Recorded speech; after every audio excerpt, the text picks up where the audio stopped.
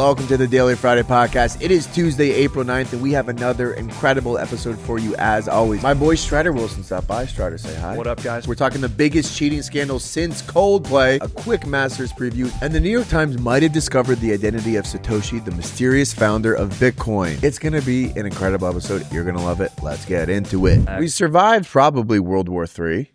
It's not going to happen. Yeah, that was scary. How insane was it to just go about your day as if the world's going to blow up? And it just didn't happen. Yeah, if you're sending those, I'm a big Truth Social guy. Of course you are. Of course you are. So if you're sending those messages and you like, I don't know, like work the drive-thru at Chick-fil-A, people are gonna be like, "Hey man, are you okay?" Right.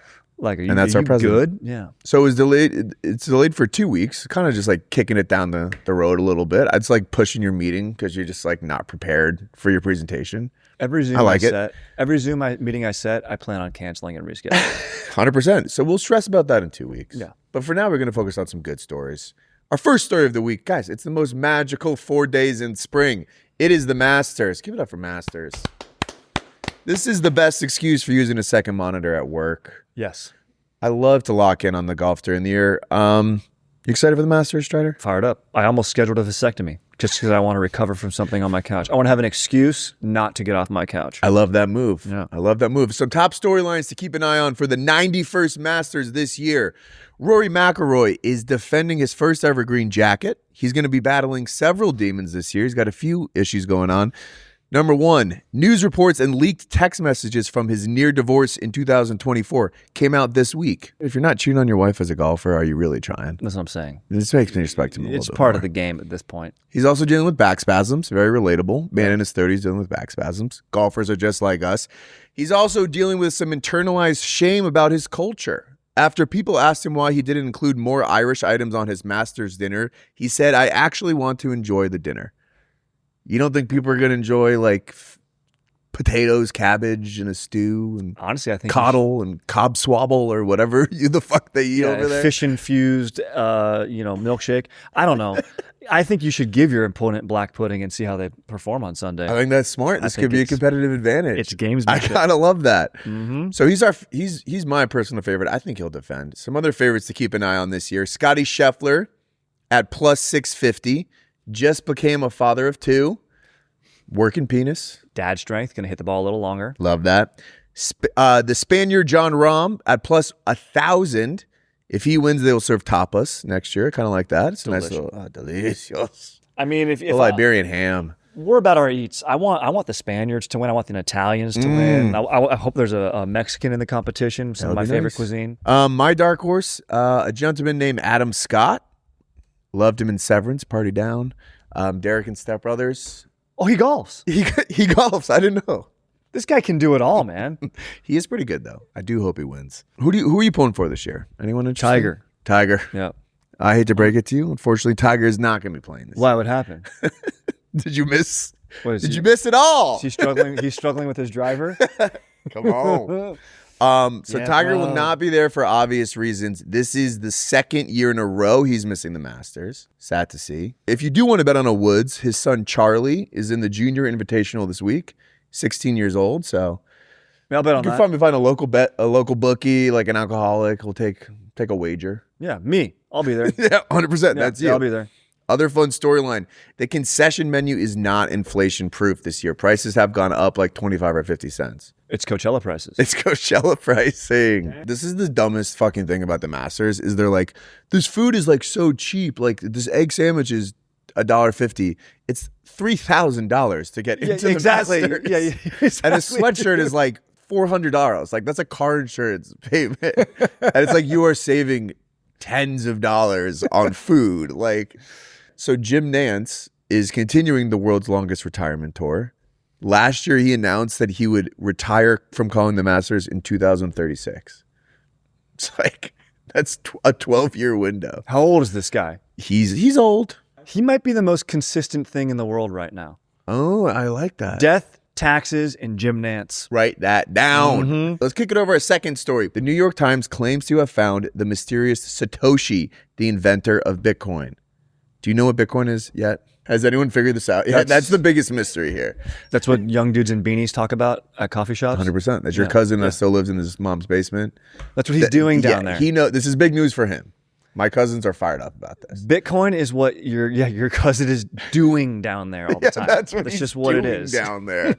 All right, so a Pulitzer Prize-winning journalist from the New York Times spent a year digging into this mystery. He claims that Satoshi is a 55-year-old British programmer named John Back.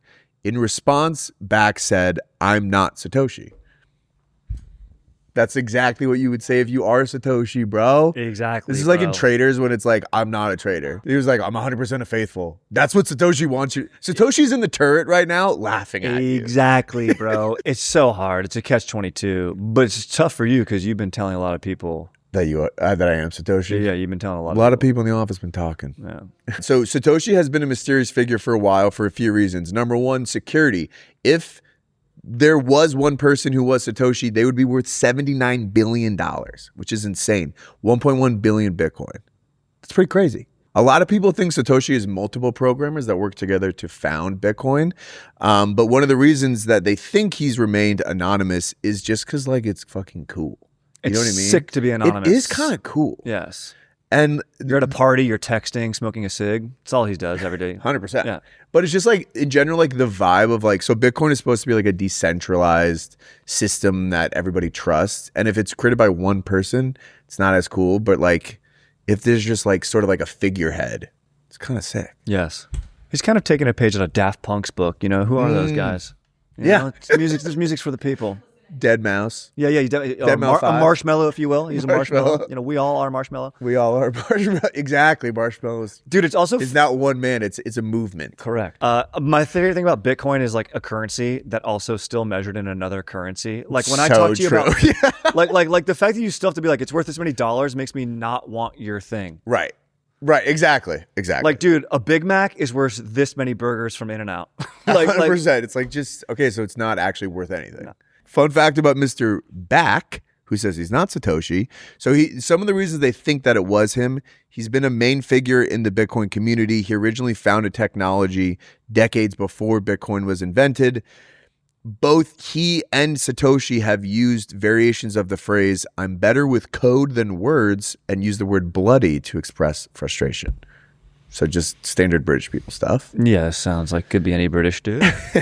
So okay, so he's British. So he's British. Got it. Okay. Several people have previously claimed that Mr. Back was Satoshi. John McAfee, who actually died in 2021. God bless McAfee. That guy blocked my computer from a lot of malware back in the day when I was down there. What's he doing down there? 100%. He saved your family desktop. I was playing with my little Bitcoin. Fun final fact about the search for Satoshi. There's an Australian computer scientist named Craig Wright who has claimed to be Satoshi. He was ordered by a high court in 2024 to stop saying he was Satoshi. They're like, we know you're not Satoshi. Dude, shut up. The court literally ordered him, dude, shut up. So embarrassing. Like, dude, we don't care who it is. It's not you. Who was he telling? Like, yeah, exactly. Like younger women, do they know about that? Like, are they impressed? I guess. Dad-aged dudes being like, yeah. It's kind of a nice lie at the bar. Let's kick it over a third story. Keep it in the love realm. Are Diana Rossini and Mike Vrabel the new West and Amanda from Summer House? A sentence that would not have made any sense 2 weeks ago, but now it's taken over my entire life. Patriots head coach Mike Vrabel and NFL reporter Diana Rossini, who by the way hates the Jets, so fuck her, no offense to her. They were spotted holding hands and canoodling on vacation at a luxury hotel pool. Both of them are married and insist that they're just friends. We're friends. Mm-hmm. We do that kind of shit all the time, bro. We're always holding hands in deeply intimate fashion. They are like interlacing fingers. Look. No, this is Vrabel's a guy who likes to get in the trenches. You see the clips of him online, you know, with linemen doing drills. That's obviously edge rushing technique. Yeah, he's just showing her he's showing her a technique. That's pass pro, bro. A guy can't educate a trusted source. Yeah, women don't want to learn pass pro. Come on. My question is, they don't want to earn. You got to earn pass pro, baby. My question is, what sick Jets fan took these photos, Jack? Where was Jack yesterday? Where were you? You weren't in the office. You left work a little early. You missed the Who's High shoot. You've been asking a lot of the guys here, hey, what type of lenses are these that we use? I will say, like, these photos, they're not that bad. I was gonna say, like, I think they really could just be like friendship. I think they are just friends. The entire internet has gone kind of off on this. So the implication here is, like, she's sleeping with head coaches for information as a reporter, which you probably can't do. But Adam Schefter's doing that anyways. Schefter's, that's Schefter's game, bro. If you think this is bad, you should see what Schefter's doing. Oh, baby. He's just slurping them dry. But listen, even if they're not, like, hooking up, it is weird to see, like, reporters and head coaches, like, being friends like that. They're so mean to them all the time in press interviews. Yeah. You don't see them being friends. I don't know.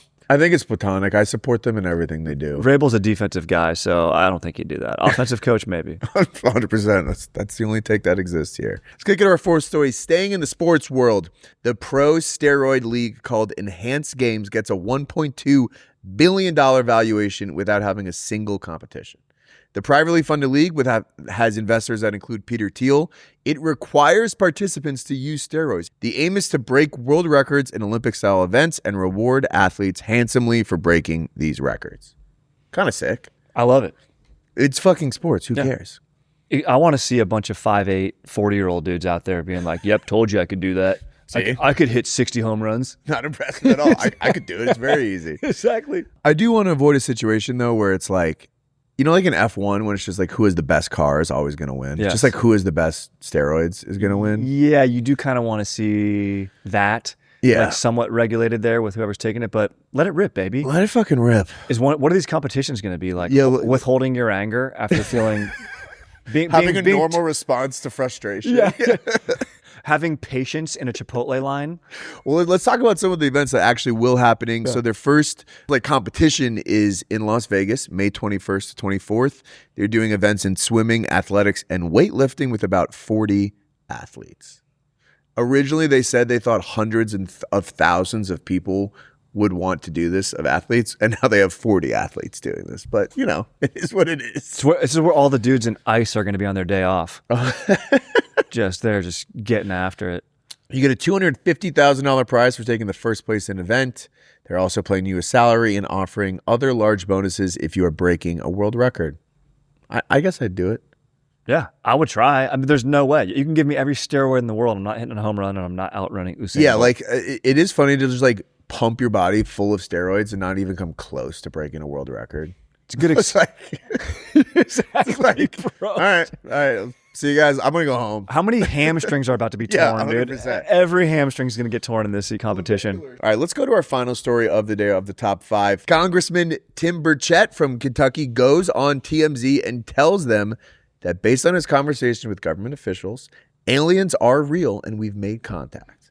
First of all, I do love that this is happening on TMZ. Mm-hmm. Like, one of the biggest issues is, like, we don't have photographic proof of these things. Yeah. Paparazzi will get pictures of the aliens. We got to sick them on the aliens, not celebrities. Like, yeah, what's this Jets fan who got Vrabel and exactly. Get this guy on the aliens? Get this guy on the aliens. That'll be a big deal. We need footage. Why is it always 1970 with the grainy footage? It's like I'm watching old, Barry Campbell, or what's that guy, Campbell highlights from honestly, we need the British paparazzi on this. Like, they almost they made Meghan Markle just quit being part of the royal family. That's how annoying they were. Yes.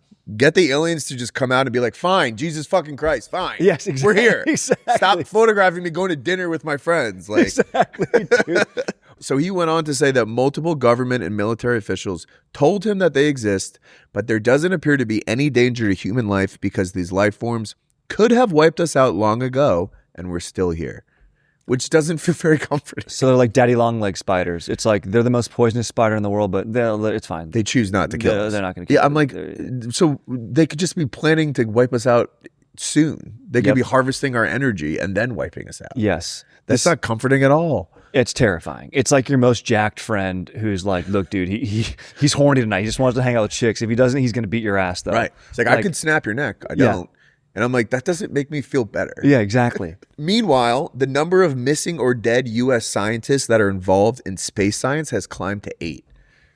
By the way, it's kind of the perfect time if you're a space scientist with like a gambling debt to just disappear. Smart. Because you could just be like, oh yeah, he's part of the The disappearance. Or if you have like a big like unemployment gap on your resume, missing space scientist. Missing space 20 scientist. years. Do you think Savannah Guthrie's mom was a space scientist? Is that where she's been all the time? Dude. Not too soon. I'm sorry. All right, guys, those are our top 5 stories for the week. We're going to kick it over to some segments for the rest of the episode. Stick around. Let's give out some awards this week. I love it. This is going to be a fun clip. This is going to be a fun clip for everyone. Moon of the week. It is not the Earth's moon. It is this fan. Watch this clip.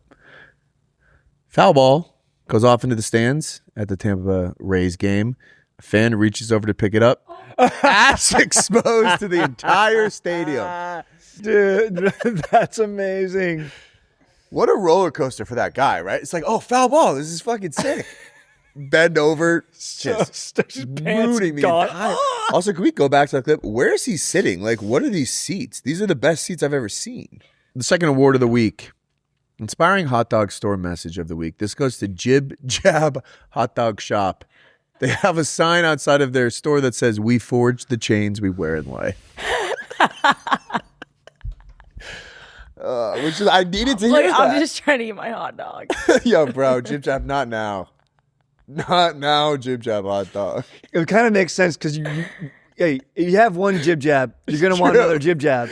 It's true. And, you're the only one preventing you from getting that other Jib Jab. It's very true. It is wise words. They're like, don't blame us. You forged your own chains, bro. That's so you pulled up here and took an order. Like, fuck fortune cookies, honestly. I want every hot dog store to have, like, a vague message like this to kind of send me off. I love it. Day. Jib Jab Hot Dog Shop. Shout the hell out. Making us think, man. We fucking love it. Making us think. Teen of the week. A 14-year-old in Pennsylvania, an 8th grader, got a perfect bracket for the women's tournament. Whoa. Isn't that crazy? I mean, that's like the odds are just as difficult. Like the odds are insane. The odds are 1 in 9.2 quintillion. 17 zeros. 46 million times the number of stars in our galaxy. What? What did this person win? I think what did he win? Like, was he just on like on the free ESPN bracket? I think so. I don't think so. He didn't even make any money. He just used up a lifetime of good luck on like a free bracket entry. Idiot. That's what a fucking loser. Oh, man. Now, shout out to Otto. He did say he just completely guessed for every single one of them, which I guess. I mean, the more knowledge you have for these kind of things, the worse you do. It hurts you. All right, forum tackle of the week. Got to give it to the Braves manager who tackled Jorge Soler in the middle of a brawl. Did you watch this video? It was amazing, yeah. It was a fucking sick brawl. Yeah. So this is Angels-Braves on Tuesday night. Soler charges the mound. By the way, the pitcher has the ball in his hands, and he punches him holding the baseball. Smart move. New brass knuckles. Mm-hmm. And this old white dude just jumps in and tackles the other thing. Can I tell you what? This game's in Anaheim. Every bald white dude in Orange County is just waiting to do that.